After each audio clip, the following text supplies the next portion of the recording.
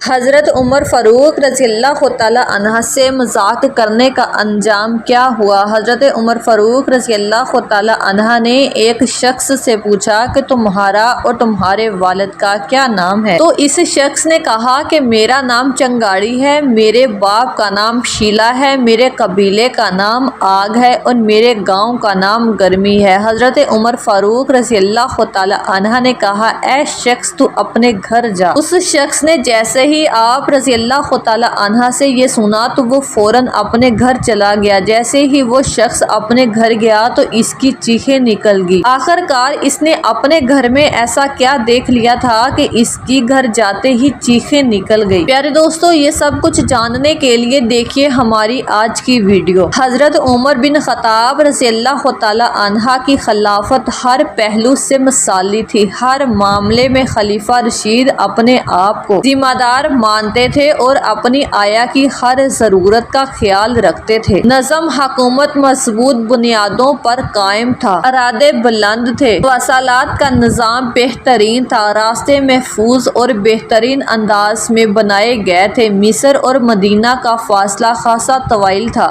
مگر حضرت عمر فاروق رضی اللہ تعالیٰ عنہ کے اور اندیز ذہن نے یہ فیصلہ بانٹ لیا اور اس طرح کے مصر سے غلہ لانے کے لیے بحری جہاز استعمال کیے۔ جہازوں کے ذریعے غلہ جات کی بندرگاہ تک لایا جاتا تھا، وہاں سے پھر اونٹوں پر لاد کر محفوظ راستے کے ذریعے ایک دن اور ایک رات میں کارواں مدینہ پہنچ جاتا تھا۔ چار بحرہ حمل پر بندرگاہ تھی۔ حضرت عمر فاروق رضی اللہ تعالیٰ عنہ سے قبل مصر سے حجاز تک سارا سفر صحرا اور خشکی کے ذریعے ہوتا تھا، جو بڑا تکلیف دار اور خطرناک سے گھرا رہتا تھا۔ اس راستے میں کافی مشکلیں بھی آتی۔ حاجت مندوں کے لیے حضرت عمر فاروق رضی اللہ تعالیٰ عنہ کا دروازہ ہر وقت کھلا رہتا تھا۔ جو شخص آتا اس کی مراد پوری کی جاتی تھی۔ کسی کو کسی دوسرے پر فضیلت نہ تھی۔ ایک اصول تھا کہ جس سے ہر خاص و عام واقف تھا،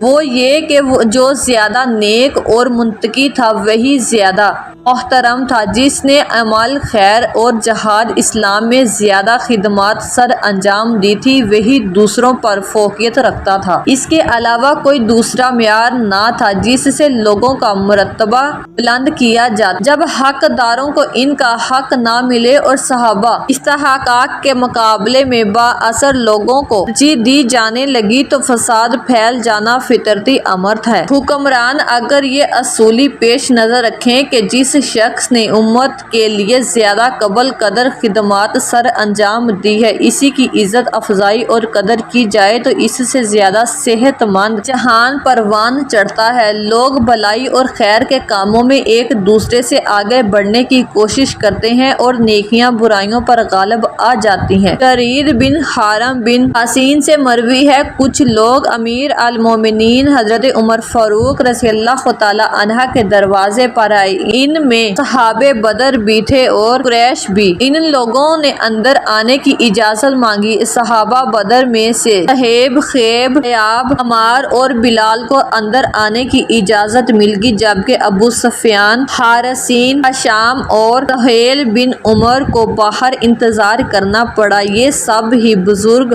فتح مکہ کے بعد مسلمان ہوئے تھے۔ اس صورتحال کو دیکھ کر ابو سفیان نے کہا، آج کے دن سے زیادہ میں نے اپنی بے قدری کبھی نہیں دیکھی تھی۔ رسوائے قریش باہر بیٹھے ہیں اور غلاموں کو اندر بلا لیا گیا ہے۔ یہ سن کر سہیل بن عمر نے کہا کہ اے سردارو قریش میں آپ کے چہروں پر ناراضگی کے آثار دیکھ لیے ہیں۔ اگر غصہ کرنا ہے تو اپنے آپ پر کریں۔ سارے لوگوں کے سامنے اسلام کی دعوت پیش کی گئی تھی اور آپ کو بھی مخاطب کیا گیا تھا۔ وہ لوگ جلدی سے آگے بڑھے اور آپ پیچھے رہ گئے۔ آپ کو اس دروازے سے ان کا پہلے داخل ہونا ناگوارا گزر رہا تھا۔ خدا کی قسم یہ تو کوئی بات نہیں، وہ تو اپنے درجات کی بلندی میں آپ سے اتنے آگے بڑھ گئے ہیں کہ اگر آپ ان احساس کریں تو اپنی محرومی پر افسوس کریں۔ پھر مزید کہا کہ اے لوگو، یہ سب اللہ تبارک تعالیٰ کی راہ میں جہاد اور اسلام کی وجہ سے آپ سے آگے بڑھ گئے ہیں۔ اب آپ کے لیے ایک ہی راستہ ہے کہ کہ آپ جہاد کا راستہ اپنا لیں، شاید اللہ تبارک تعالیٰ آپ کو شہادت کا رتبہ عطا کر کے آپ کے درجات بلند فرما دے۔ حضرت سہیل اس کے بعد شام میں جا کر شامل ہو گئے اور میدان جہاد میں شہادت پائی۔ ایک روایات میں آتا ہے کہ کچھ عالم لکھتے ہیں کہ اللہ کی قسم سہیل نے سچ کہا، جو بندہ اللہ تبارک تعالیٰ کی طرف تیزی سے آگے بڑھ جائے بھلا اس کے برابر دعوت کو ٹھکرا دینے والا کیسے ہو سکتا ہے۔ کسی شخص کے ایک اور معیار قائم ہو جائے تو سبھی کے معاشرہ ٹھیک سمجھ میں آ رہا ہے، اگر کسی کا ذاتی کسی شخص کے قرب اور دوری اور تقدیر کے لیے یہ معیار قائم ہو جائے تو سبھی کے معاشرہ ٹھیک سمجھ میں آ جائے، اگر کسی کا جاہ و مال قوت اور رتبہ امتیاز کی وجہ بن جائے تو یہ کھلے گاڑ کا راستہ ہے۔ اصل چیز کردار اور اعمال صالحہ ہے، نہ کہ حسب نسب اور ٹھاٹ باٹ۔ قرآن پاک میں فرمایا گیا ہے کہ جس کسی نے ذرا برابر نیکی کی وہ اسے دیکھ لے گا اور جس کسی نے ذرا برابر برائی کی وہ بھی اسے دیکھ لے گا۔ حضرت عمر بن خطاب رضی اللہ تعالی عنہ بطور حاکم اپنے فرائض کی ادائیگی میں سرگرم عمل رکھتے تھے۔ بہت سے نیک نفس حکمران اور بھی ہیں جو اپنی ذمہ داری کو ادائیگی کا احترام کرتے تھے۔ آج بھی اگر کوئی حکمران سنجیدگی سے ہمت باندھ لے تو یہ کام کر سکتا ہے، مگر حضرت عمر بن خطاب رضی اللہ تعالی عنہ اس معاملے میں کمال یہ ہے کہ وہ ان فرائض کی ادائیگی میں لطف محسوس کرتے تھے۔ ان کے نزدیک یا عبادت کا حصہ تھا۔ رعایا کے لیے جذبات، محبت اور نیکی کے کاموں کے لیے ہمیشہ کمر بستہ رہنا ان کی شان تھی۔ انہوں نے خلافت کا بھاری بوجھ اٹھایا اور اس کا حق ادا کر دیا۔ اس بوجھ کے باوجود وہ دوسروں کا بوجھ کم کرنے اور اپنے اوپر زیادہ بوجھ لادنے کی فکر میں رہتے تھے۔ حقداروں کو ان کے پاس پہنچ کر حق ادا کیا کرتے تھے اور راتوں کو گلی چوکوں میں گھوم پھر کر لوگوں کے حالات معلوم کیا کرتے تھے اور ان کی ضروریات کو پورا کرنے کی کوشش کرتے تھے اور ان کا بوجھ اپنے کندھوں پر اٹھا لیا کرتے تھے۔ ایک مرتبہ حضرت عمر فاروق رضی اللہ تعالی عنہ خود رجسٹر اٹھائے بنو غزہ کے پاس قدیم پہنچے اور ان کے وظیفے انہیں دیتے ہوئے فرمایا، یہ ان کا حق ہے، انہیں اپنا یہ حق وصول کر کے اتنی خوشی نہیں ہوگی جتنی مجھے ادا کر کے ہو رہی ہے۔ تم لوگ میری تعریف نہ کرو، میں نے کیا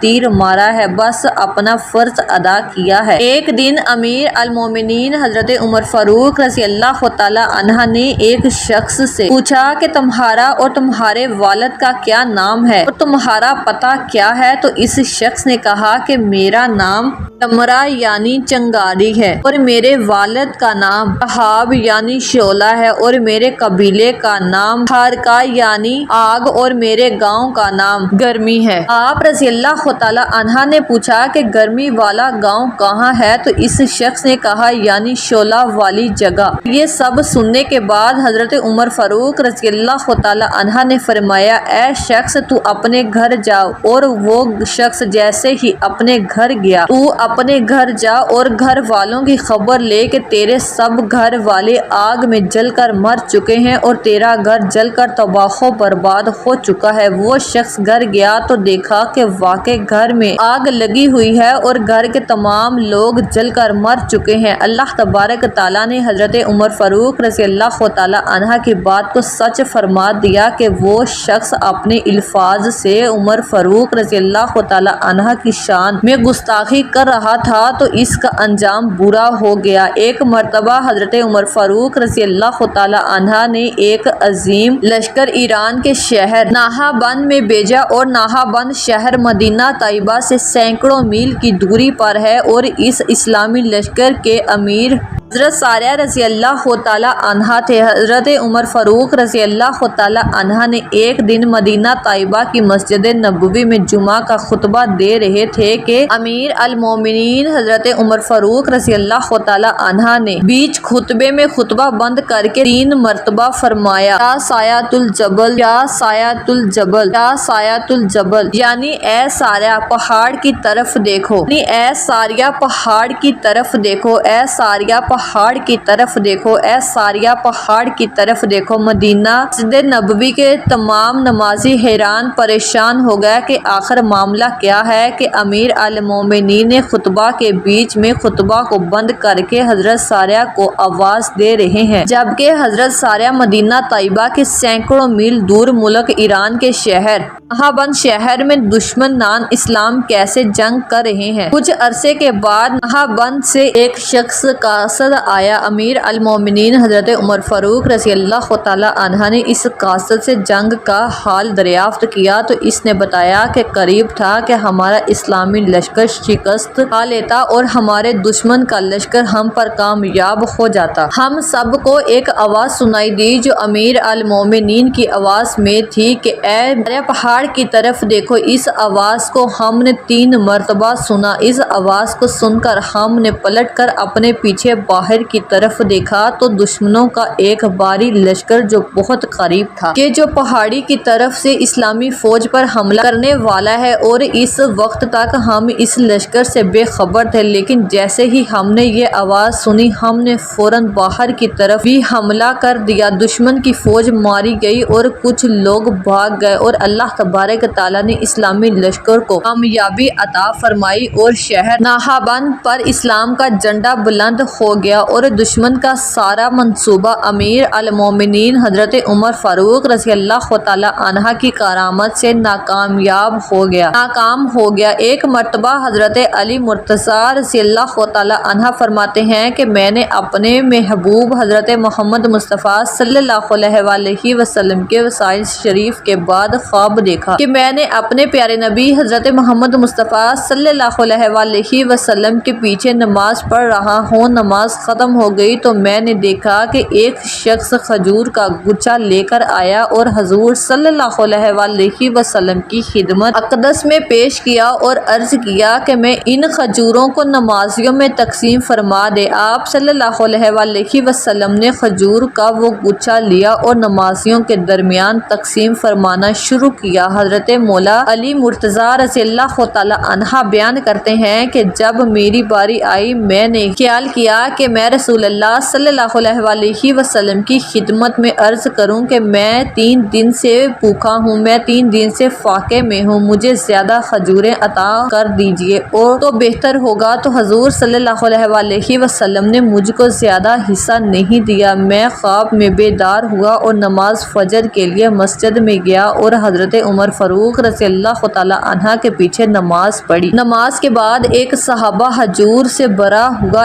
ایک گچھا لے کر آیا۔ حضرت عمر فاروق رضی اللہ تعالی عنہ نے کھجوروں کو نمازیوں کے درمیان تقسیم فرمانا شروع کیا۔ جب میری باری آئی تو میں نے حضرت عمر فاروق رضی اللہ تعالی عنہ سے عرض کیا کہ میں 3 دن سے بھوکا ہوں، میں 3 دن سے فاقے میں ہوں، اس لیے آپ مجھے زیادہ کھجوریں عطا فرمائیں تو کیا ہی اچھا ہوگا۔ تو حضرت عمر فاروق رضی اللہ تعالی عنہ نے فرمایا اے علی، اگر رات کو رسول اللہ صلی اللہ علیہ وسلم آپ کو زیادہ کھجوریں عطا کیے ہوتے تو میں بھی آپ کو زیادہ کھجوریں عطا دے دیتا۔ حضرت علی مرتضیٰ رضی اللہ تعالی عنہ بیان فرماتے ہیں کہ میں حیران ہوا اور میں نے جو کچھ وقت حالت میں دیکھا تھا وہ سب حضرت عمر فاروق رضی اللہ تعالی عنہ نے تمام نمازیوں کے بھی مسجد میں بیان فرما دیا۔ امیر المومنین حضرت عمر فاروق رضی اللہ تعالی عنہ کا دور خلافت ہے کہ مدینہ طیبہ میں زلزلہ آیا۔ امیر المومنین حضرت عمر فاروق رضی اللہ تعالی عنہ کی حمد و ثنا کی اور اپنے درس سے زمین کو مارا اور فرمایا اے ایمان والو، اللہ تبارک تعالیٰ نے اپنے